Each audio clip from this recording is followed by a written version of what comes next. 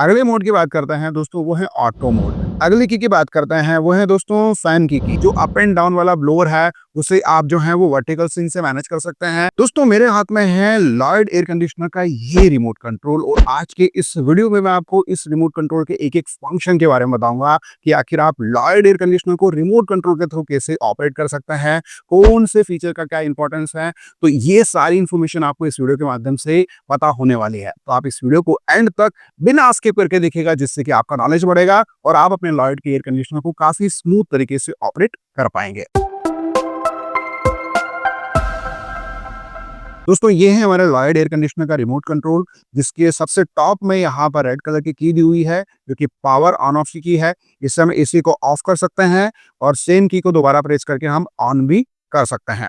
Just पास में यहाँ पर इको की दी हुई है। इको की को जब भी हम प्रेस करते हैं तो दोस्तों एयर कंडीशनर का जो फैन है, यानी कि जो ब्लोअर है, वो काफी लो स्पीड पर काम करता है और एयर कंडीशनर से आपको एक अच्छी खासी पावर सेविंग होती है। जैसे आप इको मोड को प्रेस करेंगे तो यहाँ पर ईसी लिखा हुआ आ जाएगा, यानी कि आपका इको मोड जो है वो शुरू हो चुका है। जस्ट पास में यहाँ पर एक और की दी हुई है, यानी कि टर्बो की।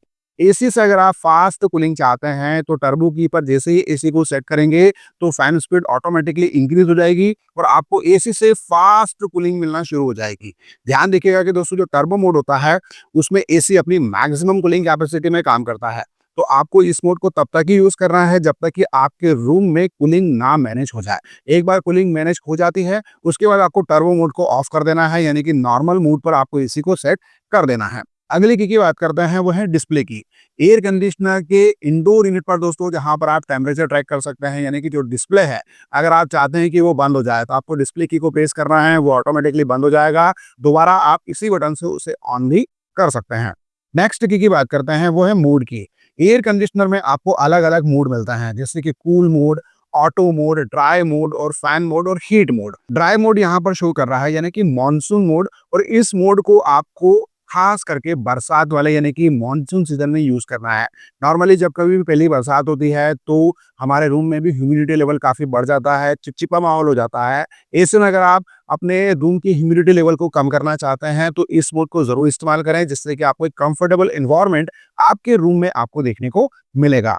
नेक्स्ट मोड है फैन मोड। फैन मोड पर दोस्तों नॉर्मली आपको जो एक नॉर्मल फैन से एयर मिलती है वैसी एयर ही मिलेगी, एयर कंडीशनर से आपको कूलिंग नहीं मिलेगी। नेक्स्ट मोड है दोस्तों हीट मोड। हीट मोड एक hot and cold air conditioner में होता है, जिससे कि आप एसी से गर्मी ले सकते हैं, यानी कि एसी एज अ हीटर के रूप में काम करेगा और आपके रूम में खासकर सर्दी वाले मौसम में आपके रूम को वो गर्म करेगा। तो हीट मोड दोस्तों जो होता है वो नॉर्मल एयर कंडीशनर में आपको नहीं देखने को मिलता, केवल hot and cold air conditioner में ही आपको देखने को मिलता है। और ये एक कूलिंग वाला एयर कंडीशनर है, यानी कि हॉट एंड कोल्ड नहीं है, तो इसमें ये फीचर काम नहीं करेगा। अगले मोड की बात करते हैं दोस्तों, वो है ऑटो मोड।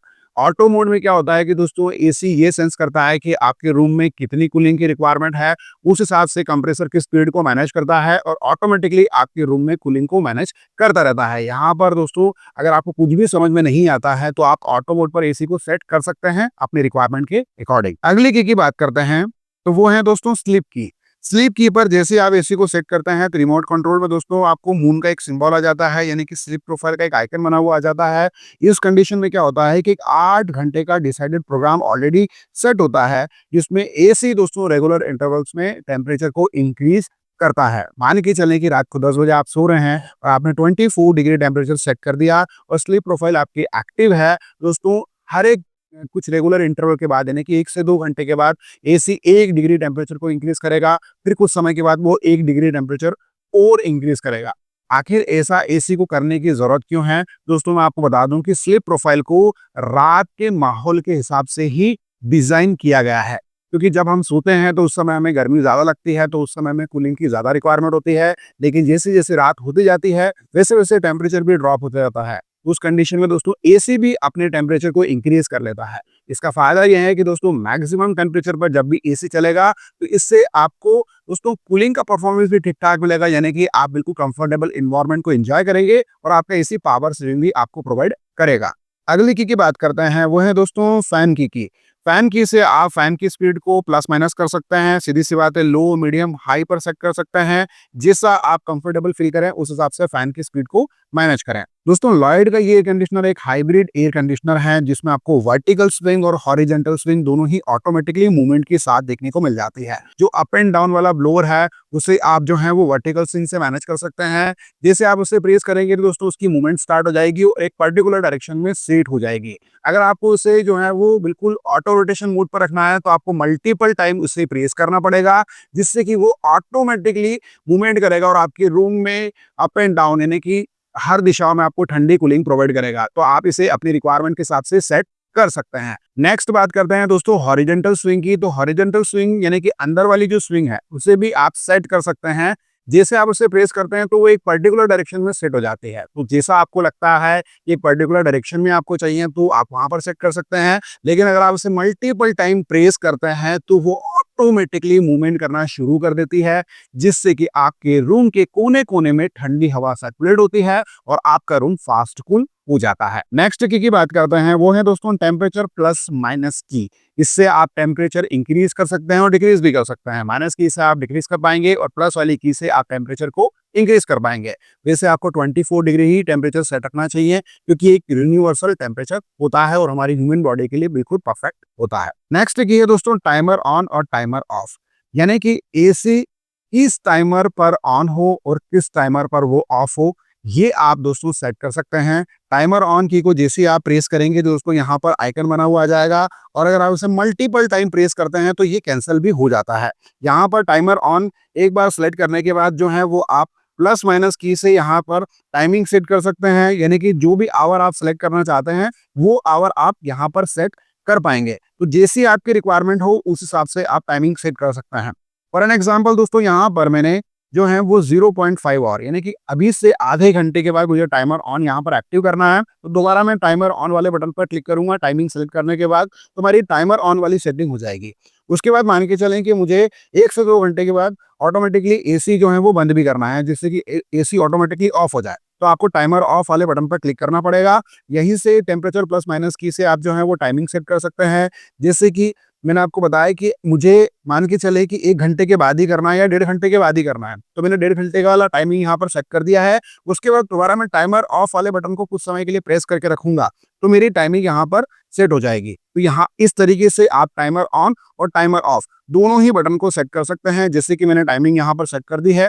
अगर आपको इसे ऑफ करना है तो दोस्तों आपको दोबारा जो है वो टाइमर ऑफ वाले बटन पर क्लिक करना पड़ेगा और कुछ भी नहीं करना है, आप 0 वाली टाइमिंग को सेट कर लें।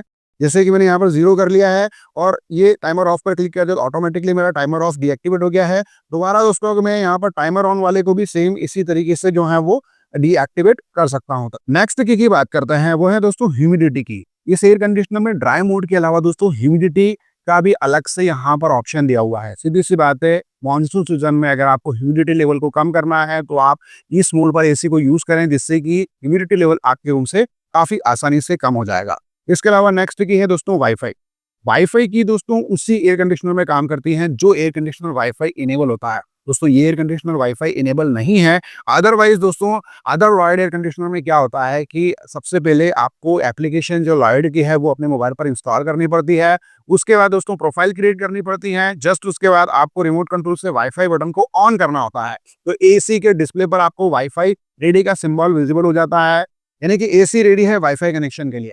वाईफाई यूज करने के लिए आपके घर में वाईफाई राउटर यानी कि मॉडेम का होना जरूरी है, जिससे कि वाईफाई कनेक्शन आपकी एसी को मिल सके। उसके बाद दोस्तों नॉर्मली एयर कंडीशनर के इंडोर यूनिट पर आपको एक क्यूआर कोड देखने को मिलता है, जिससे कि आपको एप्लीकेशन से स्कैन करना होता है और फिर आप वाईफाई का सेटअप कर सकते हैं। हर एक ब्रांड में दोस्तों डिफरेंट प्रोसेस हो सकती है, तो लॉयड में जो भी प्रोसेस है आप उसे फॉलो करें। अगली की बात करते हैं दोस्तों वो है 5-in-1 कन्वर्टेबल कूलिंग मोड्स वाली की, जिसमें आप एसी को अलग अलग कैपेसिटी में चला सकते हैं। जैसे कि सबसे पहले हमने प्रेस किया तो यहाँ पर CA लिखा हुआ है, यानी कि एयर कंडीशनर जो है वो ऑटो मोड पर सेट हो गया। C1 यानी कि air conditioner low capacity, high capacity, medium capacity और 100% कैपेसिटी, ये सारे मोड आपको मिल जाते हैं। CA का मतलब सीधा सही है कि ऑटो मोड पर है। C1 का मतलब है कि दोस्तों एसी लो कैपेसिटी में चल रहा है। C2 का मतलब है कि दोस्तों और मीडियम कैपेसिटी पे चल रहा है। C3 का मतलब ये है कि दोस्तों एसी 80% कैपेसिटी यानी कि 100% से कम कैपेसिटी में चल रहा है। और अगर आप दोबारा प्रेस करते हैं तो यहाँ पर C4 लिखा जाता है, यानी कि एसी अपनी 100% कूलिंग कैपेसिटी पे काम कर रहा है। अब बात करते हैं हम साइलेंट की के बारे में। साइलेंट की को जैसे हम फेस करते हैं तो एसी के इंडोर के ब्लोअर से जो भी हमें साउंड देखने को मिलता है, यानी कि एसी कूलिंग करता रहता है। और मान के चलें कि अगर आपके मोबाइल पर कोई कॉल आया और आप चाहते हैं कि ये नॉइज़ भी आपको ना सुनाई दे, तो आप साइलेंट पर सेट कर देंगे। तो एयर कंडीशनर के ब्लोअर से दोस्तों जो है वो नॉइज़ आपको बिल्कुल नहीं देखने को मिलेगी। एयर कंडीशनर साइलेंटली परफॉर्म करेगा। नेक्स्ट की बात करते हैं, वो है माई मोड। माई मोड यानी कि दोस्तों आप अपनी पर्सनल सेटिंग कर सकते हैं अपने हिसाब से। और पर्सनल सेटिंग में दोस्तों आप एसी का मोड अपने हिसाब से सेट कर सकते हैं, यानी कि ड्राई, कूल और ऑटो मोड अपने हिसाब से आप सेट कर सकते हैं। फैन स्पीड आप अपने हिसाब से सेट कर सकते हैं और टेम्परेचर जो भी आपको रखना है अपनी पर्सनल सेटिंग में वो आप सेट कर सकते हैं। इसके अलावा आप हॉरिजॉन्टल स्विंग और वर्टिकल स्विंग को भी अपने हिसाब से सेट कर सकते हैं, यानी कि पर्सनलाइज सेटिंग कर सकते हैं। जो मैंने आपको ऑप्शन बताया है केवल आप माई मोड में वही सेट कर पाएंगे। माई मोड को एक्टिवेट करने के लिए आपको माई मोड वाले बटन को कंटिन्यू 2 सेकंड के लिए होल्ड करके रखना है। उसके बाद दोस्तों रिमोट कंट्रोल में आपको एक आइकन शो हो जाएगा। उसके बाद अपनी जो भी पर्सनल सेटिंग करना चाहते हैं, यानी कि टेम्परेचर जो भी आप सेट करना चाहते हैं वो आप सेट कर सकते हैं। फैन स्पीड वगैरह जो भी मैनेज करना चाहते हैं, vertical swing, horizontal swing, mode वगैरह सारी सेटिंग करने के बाद दोबारा आपको माई मोड वाले बटन को कुछ सेकंड के लिए होल्ड करके रखना है। तो आपका माई मोड वाली जो प्रोफाइल है वो एक्टिवेट हो जाएगी। अगर आपको कैंसिल करना है तो भी दोस्तों आपको जो है वो माई मोड वाले बटन को 2 सेकंड के लिए होल्ड करके रखना है, तो आपकी जो सेटिंग है वापस से डिसेबल हो जाएगी। जब भी आप एसी को ऑन करेंगे तो आपके माई मोड वाली सेटिंग ऑन नहीं होगी, वो ऑटोमेटिकली जो है वो डिसेबल हो जाती है। अब बात करते हैं हम सबसे एंड वाली की के बारे में, वो है कांस्टेंट की। कांस्टेंट की का मतलब ये है कि आप एसी को as a non inverter use कर सकते हैं। जो एयर कंडीशनर दोस्तों मैं आपको इस वीडियो में बता रहा हूँ वो एक हाइब्रिड एयर कंडीशनर है, जो कि 2 इन 1 कॉम्बो है। इंडिया का फर्स्ट हाइब्रिड एसी है जो कि इन्वर्टर एसी और नॉन इन्वर्टर एसी दोनों तरीके से काम करता है। अभी तक जितने भी फंक्शन या फीचर मैंने आपको बताया है वो एक इन्वर्टर एयर कंडीशनर के फीचर है जो कि आप यूज कर सकते हैं। लेकिन अगर आप एसी को फिक्स स्पीड पर यूज करना चाहते हैं और आपको एसी से फास्ट कूलिंग चाहिए, तो आप कांस्टेंट मोड पर जैसे एसी को सेट करेंगे तो रिमोट कंट्रोल में दोस्तों सीएन का एक सिंबल शो हो जाएगा, यानी कि कांस्टेंट मोड पर एसी सेट हो चुका है। अब air conditioner as a non inverter air conditioner की तरह काम करेगा और आपके रूम में आपको फास्ट कूलिंग प्रोवाइड करेगा। अगर आपको इस फीचर को डीएक्टिवेट करना है तो सेम आपको दोबारा कांस्टेंट बटन पर क्लिक करना है, तो एयर कंडीशनर दोस्तों वापस अपने नॉर्मल ऑपरेशन पर आ जाएगा, यानी कि कूल मोड पर सेट हो जाएगा। या फिर अगर आप मोड के थ्रू भी चेंज कर सकते हैं, जिससे आप कंफर्टेबल हो उस हिसाब से आप सेट करें। अब हम एक कॉमन प्रॉब्लम के बारे में बात करते हैं। बहुत से लोग दोस्तों ये शिकायत करते हैं कि उनके एयर कंडीशनर का जो रिमोट कंट्रोल है वो हैंग हो गया है, उसमें कोई भी बटन काम नहीं कर रहा है और उनको प्रॉब्लम फेस करनी पड़ रही है। तो उसका एक सिंपल सा सॉल्यूशन है, आपको जो रिमोट कंट्रोल है उसकी बैटरी को बाहर निकाल देना है, यानी कि पूरी तरीके से वापस से पावर रिसाइकल कर लेना है और दोबारा ऑन कर लेना है। इस कंडीशन में दोस्तों हैंग की प्रॉब्लम आपकी जो है वो सॉल्व हो जाएगी। लेकिन अगर फिर भी नहीं होती है तो फिर आपको ब्रांड के कस्टमर केयर पर कॉल करना पड़ेगा और वहां पर कंप्लेंट करनी होगी। तो दोस्तों ये रही complete information Lloyd air conditioner के रिमोट कंट्रोल फंक्शन के बारे में। मैं उम्मीद करता हूँ आपको हमारा ये वीडियो जरूर पसंद आया होगा। वीडियो दोस्तों अगर आपको यूजफुल लगा हो तो प्लीज इस वीडियो को अपना फैमिली, फ्रेंड्स, मेंबर के साथ जरूर शेयर कीजिए। और अगर आपके कोई सवाल है तो प्लीज कमेंट करना बिल्कुल ना भूलें। दोस्तों आज के वीडियो में इतना ही, मिलता है बहुत जल्द एक न्यू वीडियो में। तब तक के लिए जय हिंद, वंदे मातरम।